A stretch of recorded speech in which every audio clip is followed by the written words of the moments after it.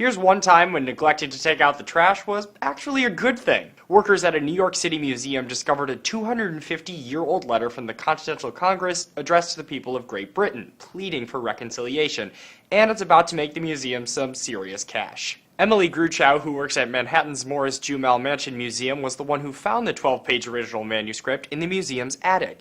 George Washington had his headquarters in that mansion during the Revolutionary War. The letter was reportedly in a stack of old doctor's bills that was supposed to be thrown out. A final version and the only previously known version of the letter was published in the summer of 1775. Gruchow said, "I thought it was a really good handwritten copy from the early 20th century that somewhat had aged really well.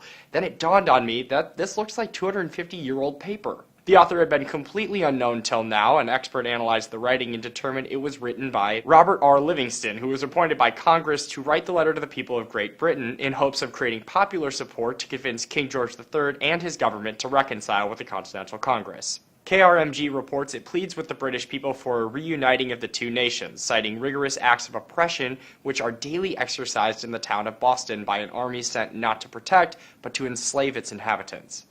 The New York Times points out the following year, Livingston, along with Thomas Jefferson, John Adams, Benjamin Franklin, and Roger Sherman, drafted the Declaration of Independence. It was also Livingston who swore Washington into his presidency. Historians now say this document helps explain why Livingston was chosen to be part of the Declaration Committee and why he was the one to swear in the country's first president.